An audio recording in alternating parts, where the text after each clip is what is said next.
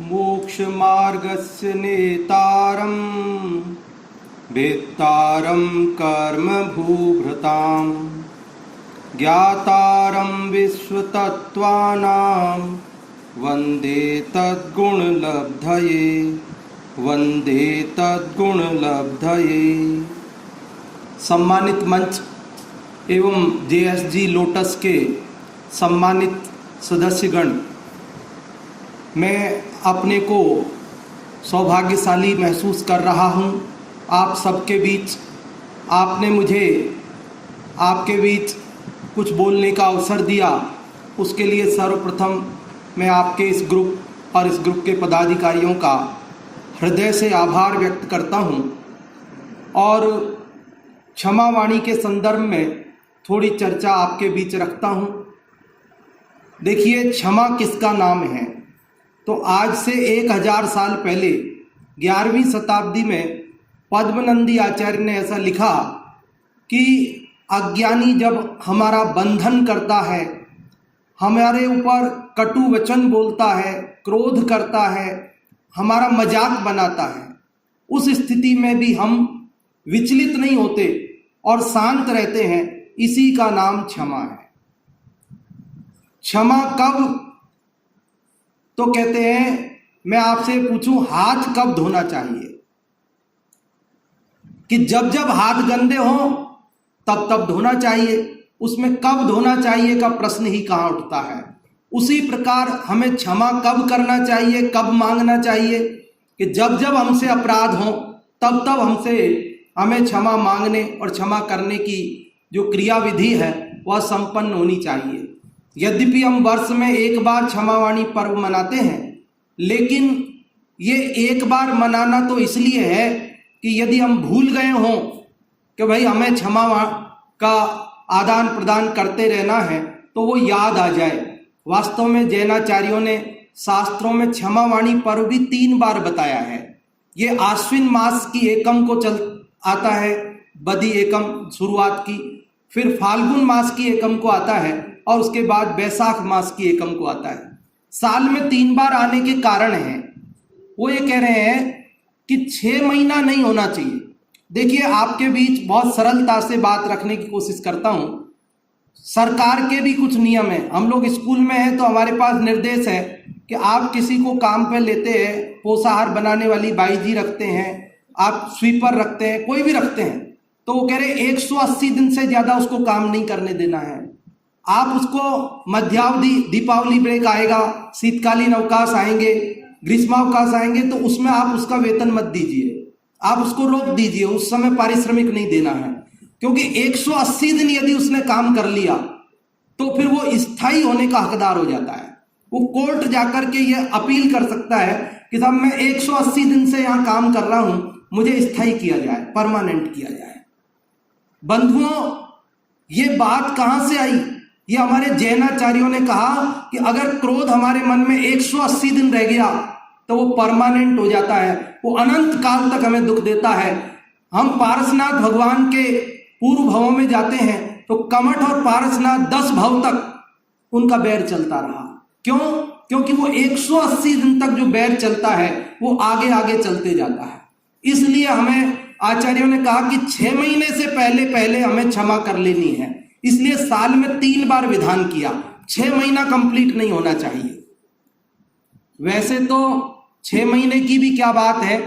पहली बात तो यह है कि गलती करना ही नहीं चाहिए, लेकिन हम ऐसे हैं कि गलतियां तो हमसे होती ही है, और गलतियां होती हैं, इसीलिए हमें क्षमा कब मांगना और करना, तो वो 6 महीने का इंतजार भी नहीं करना, ये प्रतिदिन की जाती। हम लोग नित्य नियम पूजा करते हैं, नित्य नियम पूजा करते हैं, तो पूजा के अंदर अंत में क्षमापना पाठ बोलते हैं। क्षमापना पाठ होता है, ज्ञान तो अज्ञान तो बिन जाने वा जान के रही टूट जो कोय, तुम प्रसाद ते परम गुरु सो सब पूर्ण होए, पूजन विधि जानू नहीं, नहीं जानू आह्वान, और विसर्जन हूँ नहीं, क्षमा करो भगवान, मंत्रहीन धनहीन हूँ, प्रियाहीन जिनदेव, क्षमा करहु राखो मुझे, देहु चरण की सेव। हम रोज क्षमा याचना करते हैं। क्षमापना दिवस हमारा वर्ष में एक बार औपचारिक रूप से हम मनाते हैं, लेकिन वास्तव में ये साल में 3 बार औपचारिक का भी विधान आचार्यों ने किया है और प्रतिदिन भी क्षमा याचना का विधान, क्षमापना हम करते हैं। वैसे भी प्रतिदिन नहीं, प्रति समय जब जब सॉरी कितनी बार बोलते हैं दिन भर में हम लोग? सॉरी बोलते हैं कि नहीं? जरा सा हमसे किसी को धक्का लग गया, जरा सा कुछ भी हो गया तो झट हम बोलते हैं ना सॉरी। ये सॉरी क्या है? ये क्षमा। देखिए, ये क्षमा ऐसी चीज है जो सार्वजनिक है, ये कोई जैनों का नहीं है केवल। ये क्षमा भाव सारी दुनिया का है, सारी दुनिया इसे अच्छा मानती है। ये सार्वजनिक पर्व है। मैं तो आपको ये कहना चाहता हूं कि यदि आप और हम लोग थोड़ा सा प्रयास करें तो जैसे आज अंतर्राष्ट्रीय योग दिवस मनाया जाता है, उसी प्रकार अंतर्राष्ट्रीय क्षमा दिवस मनाया जा सकता है। और इसमें हमारे देश के प्रधानमंत्री मोदी जी को अगर हम मन की बात के लिए जो सुझाव जाते हैं उनके ट्विटर हैंडल वगैरह के माध्यम से, हम अगर उसमें थोड़ा सा हमारी युवा पीढ़ी इसमें प्रयास करे तो निश्चित रूप से जब वहाँ हमारे सुझावों की झड़ी लग जाएगी, तो जैसे रामदेव बाबा के प्रयासों से योग दिवस हुआ, उसी प्रकार हमारे कुछ ऋषि मुनियों के प्रयासों से अवश्य अंतर्राष्ट्रीय योग दिवस घोषित हो, क्षमा दिवस घोषित होगा। और वो अगर एक बार घोषित हो जाता है तो इससे हम जैनों के लिए एक अंतर्राष्ट्रीय पहचान पुनः जो विश्व मंच पर हम खड़ी कर सकते हैं और हमारे सिद्धांतों को जो अंतर्राष्ट्रीय मान्यता प्राप्त हो सकती है। तो इसके लिए भी अगर संभव हो तो जो प्रयास कर सकते हैं वो हमें अवश्य करना चाहिए। देखिए, क्षमा की बात हम आपसे क्या करें, क्षमा बहुत ऊंची चीज है। क्षमा भाव जिसके चित्त में आ जाता है उसको ना कोई शत्रु नजर आता है और ना ही उसे कोई मित्र नजर आता है, वो सबके प्रति समान भाव रख लेता है। पारसनाथ भगवान के ऊपर कमठ के जीव ने, संवर देव ने पत्थर बरसाए, उपसर्ग किया, और दूसरी ओर धर्मेंद्र पद्मावती ने उनकी रक्षा की व्यवस्था की, उस उपसर्ग से बचाने की कोशिश की, सारी व्यवस्थाएं हुई। लेकिन पारसनाथ भगवान ने धर्मेंद्र को वरदान और कमठ को श्राप दिया क्या? दोनों के लिए समान भाव रखा, उपसर्गकर्ता के लिए भी समान भाव और उपसर्ग निवारणकर्ता के लिए भी समान भाव। हमारे मुनिराज अरि मित्र माल मसान कंचन कांच निंदन थुति करन अर्घाव तारन असि प्रहारन में सदा समता धरन। हमारे मुनिराजों को यदि कोई गाली देता है, चाहे कोई उनकी आरती उतारता है, चाहे कोई उनकी पूजा करता है और चाहे कोई उनकी निंदा करता है, हर एक के प्रति समान भाव रखते हैं। यशोधर मुनिराज का घटनाक्रम हमारे यहाँ पुराणों में आता है कि राजा श्रेणिक ने उनके गले में मरा हुआ सर्प डाल दिया और रानी चेलना उसने उसको हटवाया। जब यशोधर मुनिराज का ध्यान बाहर आए, उपयोग बाहर आया उनका, उन्होंने देखा तो दोनों को धर्म वृद्धि रस्तु का समान आशीर्वाद दिया। किसको? श्रेणिक महाराज को भी और चेलना रानी को भी। श्रेणिक महाराज ने उपसर्ग किया था और चेलना महारानी ने उस उपसर्ग को दूर करवाया था, लेकिन दोनों स्थितियों में दोनों महानुभावों के प्रति यशोधर मुनिराज ने एक को श्राप दे दिया हो और एक को वरदान दे दिया हो। ये हमारे जैन दर्शन में ऐसा नहीं। हमारे जैन मुनियों की क्षमा बहुत उत्कृष्ट कोटि की होती है। वे तो कहते हैं जिसने उपसर्ग किया उसमें उसका दोष नहीं है, मेरे ही पूर्वकृत कर्म का दोष है। अगर मैंने पूर्व में पाप न किया होता तो इसकी क्या मजाल थी कि मेरे ऊपर उपसर्ग करता। इसलिए मैं इस पर क्रोध करूं, इसको श्राप दे दूं, ये तो अन्याय होगा ना। मैंने पाप किया है तो दंड मुझे भोगना होगा। इसने उपसर्ग दूर किया, ये इसकी भलमनसाहत है। लेकिन इसने उपसर्ग जिसने किया उसमें भी इसका दोष नहीं है, ये तो निमित्त मात्र है। वास्तव में तो मेरे ही पाप का उदय है।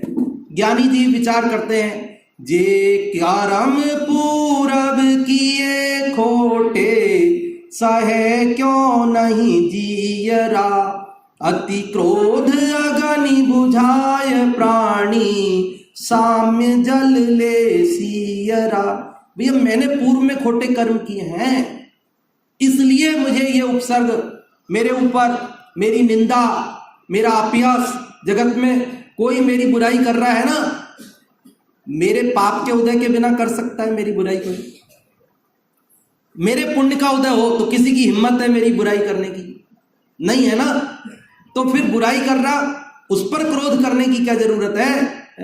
छत्र चूड़ामणि में तो ऐसा लिखा कि यदि आपको अपने अपकार करने वाले, बुरा करने वाले पर क्रोध करना है ना, आचार्य देव छत्र चूड़ामणि में क्या कहते हैं, आप किस पर क्रोध करते हो? जो आपका बुरा करता है उस पर करते हो ना। तो आपका असली बुरा तो आपका क्रोध करता है, आप क्रोध अपने क्रोध पर ही करो। किस पर करो? अपकुर्वति को पश्चेत कोपाय किम न कुप्यते। अगर आप अपकार करने वाले पर क्रोध करते हो तो आप अपने क्रोध पे ही क्रोध क्यों नहीं करते? क्योंकि असली बुरा तो कौन करता है? मैंने क्रोध किया तो नया पाप बंधा ना, और नया पाप बंधा तो फिर वो उदय में आएगा तो फिर वही कष्ट बाहर के। तो इसलिए क्षमा भाव को धारण करने के लिए हमारे जैन मुनिराज उत्कृष्ट कोटि की क्षमा धारण करते हैं, लेकिन कुछ आंशिक क्षमा हम भी धारण कर सकते हैं। हम गृहस्थ भी पूरी तरह क्षमा भाव उनके जैसा उत्कृष्ट क्वालिटी का नहीं धारण कर सकें, लेकिन कुछ अंशों में तो उसको हम अगर नहीं अपनाएंगे तो फिर हम महावीर भगवान के, पारसनाथ भगवान के, यशोधर मुनिराज के भक्त कैसे कहलाएंगे भाई? हम जिन देवशास्त्र गुरु के भक्त हैं तो उनकी बताई हुई बात को पूरी तरह नहीं अपना सकें तो थोड़ा थोड़ा जितना हमसे बने उतना अपने जीवन में अपनाने की कोशिश अवश्य करनी चाहिए। पहली बात तो ये कोशिश करनी चाहिए कि हमसे कोई अपराध न बन पड़े। दूसरी बात, अपराध बन जाए तो हमें क्षमा भाव धारण करना है। अब सबसे बड़ी बात यह है कि हम क्षमा मांग तो लेते हैं, और क्षमा सामने वाला मांगता है तो उसको कह भी देते हैं, जाओ मैंने क्षमा किया। लेकिन दरअसल हमें यह पता ही नहीं होता कि हमारा अपराध क्या है, हमारी गलती क्या है। पहले ये तो पता पड़े, बोलो आप और हम सब की गलती क्या है, आप और हम सब ने अपराध क्या किए हैं जिनके लिए हमें क्षमा याचना करनी। देखिए बंधुओं, वैसे तो हमारे अपराध बहुत हैं, लेकिन अपराध शब्द का अर्थ जानते हैं आप? संस्कृत में तो हर शब्द का अर्थ होता है, हर शब्द उसकी व्याख्या होती है, उसका खुलासा होता है। अपराध शब्द का अर्थ है अपगत राधो अपराध। क्या अर्थ है? अपगत राधो अपराध है। क्या मतलब होता है उसका? हिंदी में बात करते हैं। राध का मतलब होता है आत्मा। बोलते श्री कृष्ण को राधा प्रिय थी, तो राधा प्रिय थी मतलब आत्मा प्रिय थी। श्री कृष्ण जैसे महामानव, उनको अपनी आत्मा बहुत प्रिय थी, इसीलिए कहा गया कि श्री कृष्ण को राधा प्रिय थी। राध का अर्थ संस्कृत डिक्शनरी में देखेंगे आप, पता चलेगा आपको आत्मा है। तो राध पुल्लिंग में राध और स्त्रीलिंग में राधा। तो वो जो राध है अर्थात अपनी आत्मा, उसमें से हम अपगत मतलब उसमें से निकल गए, बाहर आ गए, इसी का नाम अपराध है। हमारे मुनिराज अपने आत्मा में लीन रहते हैं, ये निरपराध दशा है। और हम अपने आत्मा में लीन नहीं रहते हैं, ये ही हमारा अपराध है। जब हम आत्मा से बाहर रहते हैं तो हिंसा करते हैं, झूठ बोलते हैं, चोरी करते हैं, कुशील सेवन करते हैं, परिग्रह जोड़ते हैं, तो ये 5 पाप हो जाते हैं। जब हम अपने आत्मा में अंदर चले जाते हैं तो ना हिंसा करते हैं, ना झूठ बोलते हैं, ना चोरी करते हैं, ना कुशील सेवन करते हैं, और ना ही परिग्रह जोड़ते हैं, तो पाप से बच जाते हैं। ये निरपराध दशा है। तो अनादि से हमारा अपराध क्या है? अध्यक्ष साहब, मंचासीन अतिथियों, इसको ध्यान आकर्षित करने के लिए मैं ऐसा कई बार कहता हूं कि क्या हमारा अपराध क्या है कि मैं कौन हूं ये मैं नहीं जानता। मैं मानता हूं मैं मनुष्य हूं, मैं मानता हूं पुरुष हूं, मैं मानता हूं मैं स्त्री हूं, मैं मानता हूं युवा हूं, मैं मानता हूं मैं वृद्ध हूं, लेकिन ये तो टेम्परेरी चीजें हैं। युवापना चला जाएगा, वृद्धपना चला जाएगा, बचपन चला जाएगा, पुरुष मर के स्त्री बन जाएगा, स्त्री मर के पुरुष बन जाएगा। ये सब तो आने जाने वाली चीजें हैं, लेकिन जो सदा काल रहने वाली चीज है वो क्या है, परमानेंट क्या है, वो मैं आत्मा हूं।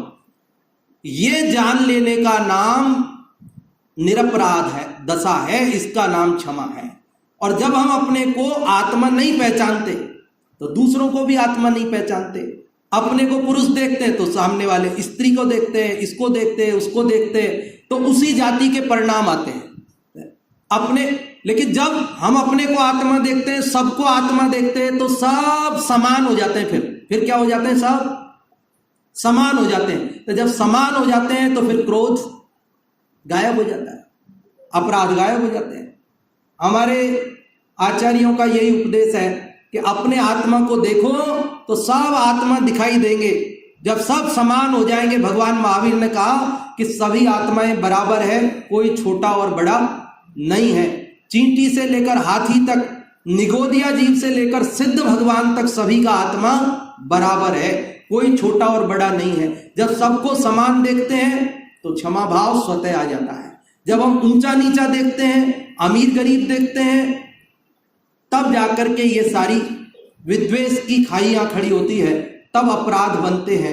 और निरपराध दशा को प्राप्त करने के लिए हमें समान भाव देखना होगा। आपका ये जो नाम है ना इस ग्रुप का, इस नाम ने मुझे बहुत प्रभावित किया। आप सोच रहे होंगे कि मैं वैसे ही सब जगह नहीं बोलता हूं ये बात, आप दूसरी जगह भी आपने कभी सुना होगा मेरे को, मैं सब जगह नहीं बोलता हूं ये बात। जैन सोशल ग्रुप वो तो है ही, लेकिन आपने जो लोटस लगाया ना, ये लोटस शब्द मुझे बहुत प्रभावित कर रहा है। आपको मालूम है ये लोटस आपने सोच समझ के ही लगाया होगा। वैसे लोटस क्या है, ये कमल की क्या खासियत है, जलते भिन्न कमल की खासियत है कि वो जल में रहते हुए भी जल से अलिप्त रहता है। आप उसको पानी में उसके पत्ते टच हैं, लेकिन आप ऐसे उठाओ तो एक बूंद भी उस पर नहीं आएगी, बिल्कुल ऐसा नीट एंड क्लीन आएगा, एक बूंद भी पानी की साथ में लेके नहीं आएगा। मतलब वो पानी में रहते हुए भी पानी से अलिप्त रहता है। तो ये लोटस है ना, ये कमल, ये आप और हमको अलिप्तता से जीवन जीने की प्रेरणा देता है कि हम घर में रहें, हम समाज में रहें, हम व्यापार करें, हम नौकरी करें, लेकिन सब स्थितियों को करते हुए भी हम उन सब से निर्लिप्त, अलिप्त, निर्मोही बनकर और अपने चैतन्य आत्मा हूं ऐसा स्वीकार करते हुए जिए, तब जाकर के हम क्षमा भाव को अपने जीवन में वास्तव में अपना सकेंगे। एक बार की सच्ची बात है, राजा जनक का नाम आप सबने सुना होगा। कौन थे राजा जनक? राम के ससुर साहब है, सीता जी के पिताजी, जानकी के पिता महाराजा जनक। एक बार वे अपने दरबार में बड़े उदास बैठे हुए थे, तो सभासदों ने कहा कि महाराज क्या बात है, आज आपके चेहरे की रौनक गायब है, आप कुछ उदास नजर आते हैं, कोई टेंशन है तो हमें बताइए, हम किस काम के लिए हैं, आपके मंत्री हैं, आपकी कोई समस्या है तो हम सुलझाएंगे। आप बताओ आपको क्या चिंता है, कोई पड़ोसी राजा से परेशानी है, क्या परेशानी है, आपका स्वास्थ्य ठीक नहीं है तो राजवैद्य को बुलाएंगे, आपके घर में कोई तकलीफ है तो वो बात हम समझाएंगे, आप बताओ क्या परेशानी क्या है, आप उदास क्यों हैं। तो राजा जनक ने कहा, देखो आज रात मैंने एक सपना देखा और सपने में मैंने ये देखा कि मेरा सब राजपाट छिन गया, सब छिन गया है और मेरा ये मुकुट भी छिन गया और मैं बिल्कुल एकदम साधारण व्यक्ति हो गया और इतना देखते ही मेरी नींद खुल गई। और वो सुबह का सपना था, सुबह 4 बजे का। तो कहते हैं सुबह का सपना सच होता है। तो मेरे को बड़ी टेंशन है इस बात का, ये लेकर के मैं थोड़ा परेशान। तो सभासदों में से बहुत सारों ने कहा, अजी साहब कैसी बात करते हो, सपना सपना होता है ना, वो सपने में, सपने की बात कोई हकीकत होती है, आप क्यों टेंशन लेते हो? आप कोई टेंशन मतलब, सपने की बात है, सपने की बात रात में खत्म हो गई, अब आप उसकी टेंशन मत करो। आप देख लो ना, आप बैठे हो राज सिंहासन पर, राज्य आपका ही है, आप ही राजा हो, हम सब बैठे हैं। आप देखो ना, आंख खोल के देख लो, खुली है, आप देख रहे हो। वही सब स्थितियां, कहां आपका राज छिना है? आप किस बात की चिंता करते हो? जब सब लोग ये कह रहे थे तो उनका एक मंत्री बड़ा ज्ञानी था। उस मंत्री ने कहा, महाराज मैं भी कुछ कहना चाहता हूं। तो उनका, तुम कहो क्या कहना चाहते हो? तो उसने कहा, महाराज सही बात कह दूं? सही बात यह है कि आपने जो रात को देखा था वो बंद आंखों का सपना था, और आप अभी जो देख रहे हो ये खुली आंखों का सपना है। वो भी सपना था और ये भी सपना है। आपने उसको माइंड किया तो अभी परेशान हो गए ना, इसको माइंड करोगे तो अभी भी परेशान हो जाओगे आप। सही बात यह है कि ना तो आपने वो देखा सच है और ना ये देख रहे हो जो सच है। समझ में आ रही बात? ना तो आपका राजपाट छिन गया ये सच है, और ना आप राजा हो परमानेंट ये सच है। ये सब भी जैसे वो 2 मिनट का सपना था, ये 2 साल का है, 20 साल का है, 100 साल का है, क्या है? 2 मिनट में वो नींद, आंख खुल गई और खत्म। अब ये आंख बंद होएगी और सब खत्म। यहां से आंख बंद होने के बाद ना राजा रहोगे, बल भूप कीड़ों में गया, उत्तम हुआ चांडाल हुआ भूप। राजा मर के कीड़ा बन जाता है, सेठ मर के अपनी विष्ठा में कीड़ा बन जाता है। ये संसार की दशा है। इसलिए ये लोटस शब्द ने मुझे प्रभावित किया कि कमल की तरह हमें अलिप्त रहना है। हमारे पुण्य का उदय है, आज लोग हमें सम्मान दे रहे हैं, हमारे पास पैसा है, प्रतिष्ठा है, सब कुछ है, लेकिन उसे माइंड नहीं करना है। वो मेरी नहीं है, वो सब छूटने वाली है। आज मेरे पाप का उदय है, मेरी कोई प्रतिष्ठा नहीं है, पैसा नहीं है मेरे पास, तो ये भी माइंड करने की जरूरत नहीं है, क्योंकि ये भी सब बदलने वाली चीजें हैं। और मैं इन सब से भिन्न ज्ञायक, ज्ञान स्वभावी हूं, सबको जानने देखने वाला हूं, चैतन्य तत्व हूं, आत्मा हूं। ऐसी अनुभूति हमारे अंदर आए तो वास्तव में हम उत्तम क्षमा भाव अपने जीवन में आए बिना नहीं रहेगा। कितना समय लेना है, कहीं ऐसा नहीं हो कि मैं बोलता रहूं और आप लोग ये सोचो कि भाई इनको बुला हैं, आपका कोई आगे का कार्यक्रम हो। हाँ, तो देखिए बंधुओं, ये जो क्षमा वाणी जो पर्व चलता है ना, अपना क्षमा वाणी पर्व आता है, ये 18 दिन की महा आराधना के बाद आता है।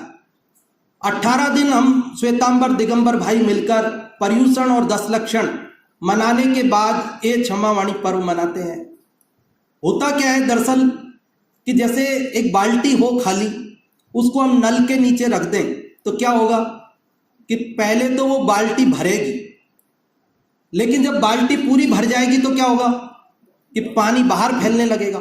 उसी प्रकार 18 दिन की महाआराधना जिस दिन हमने प्रारंभ की थी, उस दिन तो हमारा मन खाली था क्षमा से, लेकिन 18 दिन की महाआराधना से वो भरते भरते भरते भरते हमारे मन की बाल्टी क्षमा भाव से भर जाती है, तो फिर वो बाहर छलकने लगती है और हम सबसे कहने लगते हैं क्षमा करिए, क्षमा करिए, हमसे कोई गलतियां हुई हो उनको आप क्षमा करिए। जब हमारे मन में क्षमा नहीं समाती तो वो वाणी में आ जाती है, और जब वाणी में भी नहीं समाती तो हमारे काया में आ जाती है, हाथ जुड़ जाते हैं, ये हमारी स्थिति बनती है। तो ये क्षमा वाणी पर्व 18 दिन की महाआराधना के बाद आता है, तो निश्चित रूप से हमारे मनोमालिन्यों को धो लेने के लिए ये एक पवित्र अवसर आता है। जैसे 12 वर्ष में एक कुंभ का मेला भरता है, इस प्रकार समझिए कि ये एक महान पवित्र अवसर आता है कि अगर पूरे साल में भी हमने क्षमा भाव धारण नहीं किया हो तो अभी हम करें। देखो, घर में झाड़ू कब लगाते हैं, झाड़ू पोंछा कब करते हैं, कि रोज ही करते हैं। घर की सफाई कब करते हैं, कि रोज ही करते हैं, दिन में 2 बार करते हैं। अच्छा, फिर दिवाली पे क्या करते हैं, कि दिवाली पे भी घर की सफाई करते हैं। तो डेली करते हैं और फिर दिवाली पे करते हैं, तो क्या अंतर है दोनों में? कि वैसे तो हम डेली सफाई करते हैं, अरे सफाई क्या करते हैं, गंदा नहीं हो इसकी पूरी व्यवस्था रखते हैं। खिड़की के कांच नहीं खोलते आजकल तो हम, और उसके ऊपर भी क्या करते हैं, पर्दे लगा के रखते हैं। हम कोशिश करते हैं कि धूल अंदर आवे ही नहीं। हमने गेट के ऊपर पायदान रख रखा है, सब पहुंच के अंदर आते हैं। इसके बावजूद थोड़ी बहुत धूल आई जाती है, इसलिए रोज झाड़ू पोंछा करते हैं। उसके बाद भी हम साल में एक दिन दिवाली पर क्या करते हैं कि भैया औने कोने में जो सफाई डेली नहीं हो पाती, नौकरी पे जाना पड़ता है, दुकान पे जाना पड़ता है, टाइम नहीं मिलता इतना, रोज रोज खाना बनाना सब में टाइम, तो औने कोने में कहीं धूल छुपी रह जाती है, कहीं सोफे के नीचे, कहीं पलंग के नीचे, कहीं अलमारी के पीछे। तो हम दिवाली के दिन क्या करते हैं कि वो भी सब हटा करके उनके पीछे से उस धूल को हटा देते हैं। तो उसी प्रकार ये क्षमा भाव वैसे तो हम डेली धारण करते हैं, लेकिन कुछ औने कोने में हमारे क्रोध बाकी रह गया हो तो बंधुओं, आज ये उत्तम क्षमा का महामांगलिक अवसर आया है कि हम अपने चित्त में बचे हुए क्रोध को भी आज छोड़कर क्षमा भाव धारण कर लें। इसके लिए ये दीपावली पर्व है हमारा, जैनों की दीपावली है क्षमावाणी। क्यों? क्योंकि वो तो घर की सफाई करते हैं, घर तो अपना है ही नहीं। अभी अपन ने समझ लिया राजा जनक के माध्यम से, हमारा घर तो अपना आत्मा है, और अपने आत्मा में ये क्रोधादि विकारों के धूल, ये कचरा है, और वो कचरा साफ करने का दिवस आता है क्षमावाणी। जैनों की दीपावली है क्षमावाणी। बंधुओं, ये 8 दिन और 10 दिन हम मंदिर जाते हैं, स्वाध्याय करते हैं, माला जाप करते हैं, पूजा करते हैं, दान देते हैं, तप करते हैं, सब कुछ करते हैं, और फिर उसके बाद पर्यूषण में तो मंदिर में पैर रखने की हमारी जगह नहीं होती। और उसके बाद क्या स्थिति होती है, ये पूरे हो जाए हमारे 10 लक्षण, उसके बाद मंदिर सूने हो जाते हैं। हम बोलते हैं किया पुण्य का पारना, छोड़ा प्रभु जी आपका बारना। हमने पुण्य का पारना कर लिया, प्रभु जी अब आपका दरवाजा आप संभालो, अगले साल फिर मिलेंगे। एक सच्ची घटना है बंबई महानगर की। बंबई जैसे महानगर में एक बहुत बड़े सेठ थे, और उनकी इकलौती संतान थी एक बेटी। ये सच्ची घटना हुई सब। तो वो बेटी इकलौती थी, उसकी माँ भी मर चुकी थी, क्योंकि जब उसका जन्म हुआ था तब उनकी पत्नी एक्सपायर हो गई थी। बेटी एक बस संतान थी। पैसे की कोई कमी थी नहीं घर में। उन्होंने अपनी बेटी को खूब पढ़ाया लिखाया, योग्य बनाया, और माँ और बाप दोनों का प्यार देते हुए उसको बड़ा किया। और जब वो युवा हुई तो उसके लिए एक अच्छा पैसे वाला घर देखकर और एक लड़के से उसका विवाह किया। उसके बाद क्या हुआ, सामान्यतया ऐसा देखने में आता है कि आजकल की पीढ़ियों के जो किस्से सुनने मिलते हैं, वही स्थिति वहाँ पर भी बनी। थोड़े ही दिनों में उनमें अनबन रहने लगी, और नौबत यहाँ तक आ गई कि तलाक की अर्जी कोर्ट में पेश हो गई। वहाँ तलाक में कुछ ऐसा नियम होता है, आप लोगों को ज़्यादा पता होगा, कि आज अर्जी दो तो आज ही तलाक नहीं होता है। वहाँ कुछ 6 महीने के लिए वो देखते, वही 180 दिन जो मैंने अभी बताया ना आपको, 180 दिन। हमारे जैनाचार्यों, आज हमारे देश में जो भी नियम कानून बने हुए हैं, मैं आपको बता सकता हूँ कि ये सब हमारे जैनाचार्यों की देन है। आज हमारे देश का नाम संसद है ना, आपको मालूम होगा, इस संसद हमारे जैनों का शब्द है। युक्त्यानुशासन में आया, आचार्य समंत भद्र ने लिखा है, उसका अर्थ होता है समवसरण। समवसरण गोल होता है, संसद भी गोल बनाई गई है। उसका नाम संसद रखा था, इसीलिए रखा था। किस लिए रखा था? उन्होंने कहा कि यहाँ पक्ष भी बैठेगा, विपक्ष भी बैठेगा, और ये आपस में लड़ेंगे तो देश का विकास नहीं होगा। तो हमारे यहाँ समवसरण में परस्पर विरोधी जीव, सांप और नेवला, शेर और गाय, शांति से बैठते हैं। हम चाहते हैं कि जगह संसद समअवसरण इसका नाम है, गोल आकार की बनेगी और यहां पक्ष विपक्ष बैठ करके देश के हित के लिए चिंतन करें, आपस में झगड़े नहीं। ये अलग बात है कि वो जो स्थिति बन रही है हम देख रहे हैं।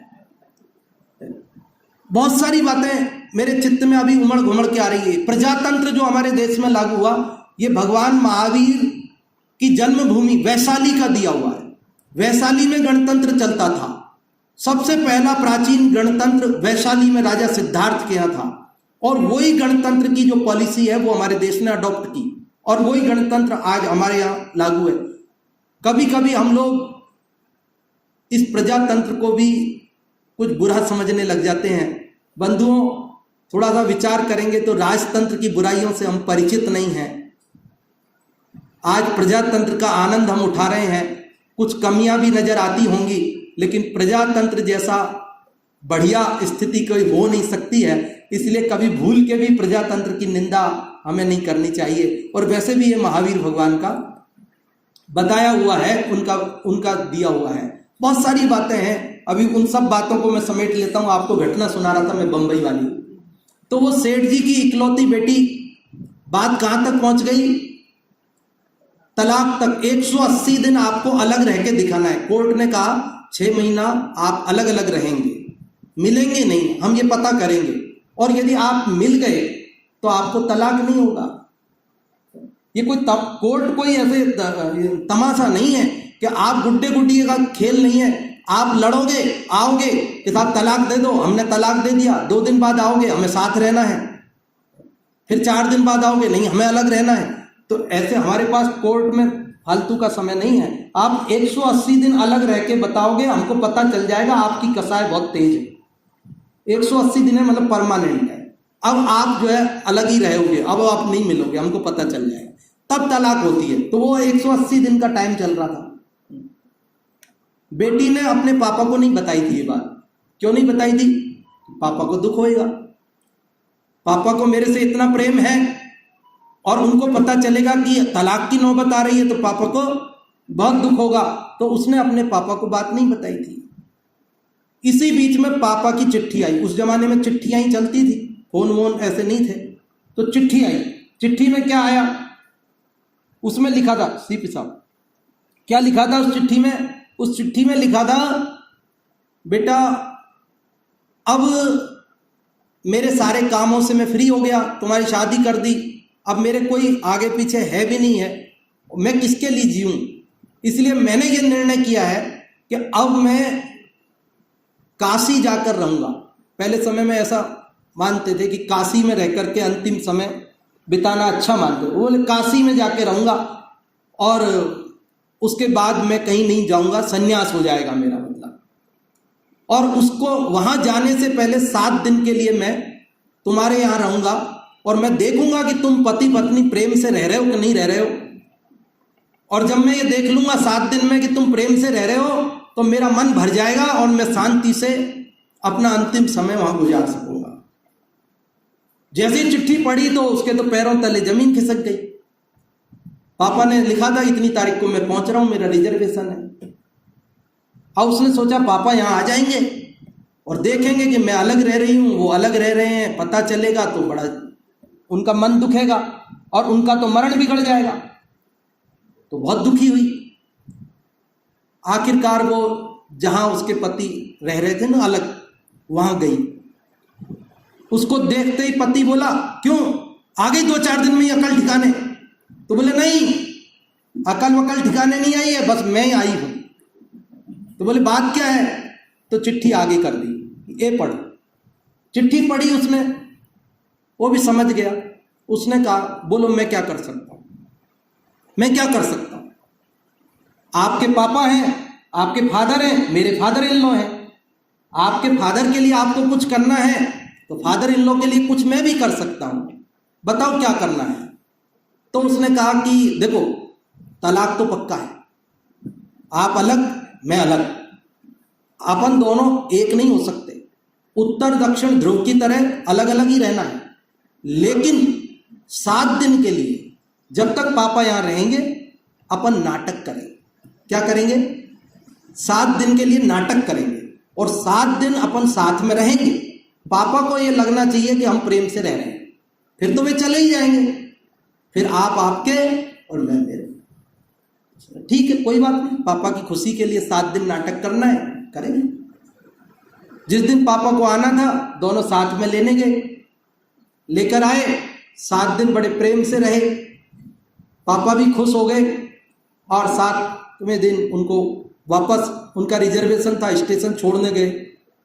पापा ने भी कहा कि मैं तुम लोगों को खुशी से रहते देखकर बहुत खुश हुआ, अब मैं शांति से वहां धर्म ध्यान और अंतिम समय गुजार सकूंगा।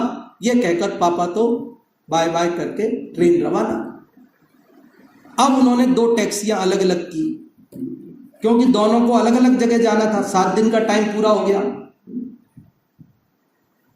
लड़का लड़की की तरफ देखा, लड़की लड़के की तरफ देखी और दोनों की नजर मिलते ही लड़के ने कहा, एक बात बोलूं? बोलो, क्या बात है? तो उसने कहा कि क्या हम आपके पापा की खुशी के लिए जब 7 दिन प्रेम से नाटक करके रह सकते हैं, तो हम अपनी खुशी के लिए सारी जिंदगी नाटक करके ही सही। भाई ठीक है, तुम्हारे मन में मेरे प्रति प्रेम नहीं है और मेरे मन में भी तुम्हारे प्रति प्रेम नहीं है, लेकिन बिना प्रेम के 7 दिन पापा की खुशी के लिए नाटक करके रहे ना, तो बस ऐसे ही नाटक करके प्रेम से अपन रह ले सारी जिंदगी, तो क्या दिक्कत है? तो बोले इसमें दिक्कत तो कुछ नहीं है। और फिर वो सारी जिंदगी फिर नाटक नहीं, फिर हकीकत में प्रेम से रहे हो। तो बंधुओं, ये 18 दिन ये तो हमारा समाज को दिखाने के लिए था। अगर हम 18 दिन भी मंदिर नहीं जाते तो लोग हमें कहते कि कैसे आदमी है, पर्यूषण में भी मंदिर नहीं आते, कैसे आदमी है, पर्यूषण में भी पूजा नहीं करते, कैसे आदमी है, पर्यूषण में भी स्वाध्याय नहीं करते। तो ये 18 दिन तो हमने, बंधुओं बुरा नहीं मानना है ना, बुरा नहीं मानना, ये कहने की एक शैली है। 18 दिन तो हमने समाज की खुशी के लिए किया है, 18 दिन तो हमने दूसरों की खुशी के लिए किया है। वास्तव में हमें अपनी खुशी चाहिए तो हमें जीवन भर धर्माराधना करनी होगी।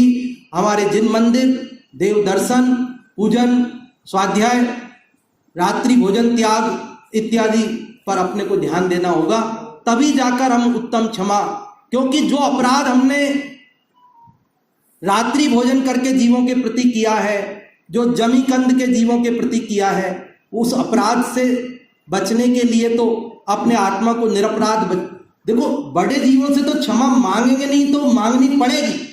आज कोई बलशाली है, उसको उससे क्षमा नहीं मांगेंगे तो वैसे ही सजा दे देगा अपने को।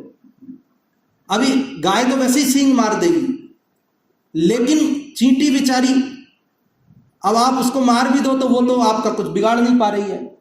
तो असली क्षमा तो तब होगी कि जब हम सूक्ष्म जीवों से भी क्षमा मांगे, कि जो बेचारे बोल नहीं सकते, जो हमारा बदले में वो प्रतिकार करके हमारा बिगाड़ नहीं कर पा रहे हैं।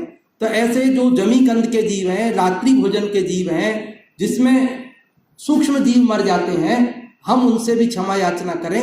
अपने जीवन में जितना संभव हो भूमिका अनुसार, अपनी योग्यता परिस्थिति के अनुसार रात्रि भोजन त्याग में थोड़ा थोड़ा नियम लें, जमीकन त्याग में थोड़ा नियम लें, देव दर्शन का नियम लें। निश्चित रूप से हम उत्तम क्षमा को अपने जीवन में सही अर्थों में अपना सकेंगे। इसी के साथ अभी बात को जाऊंगा।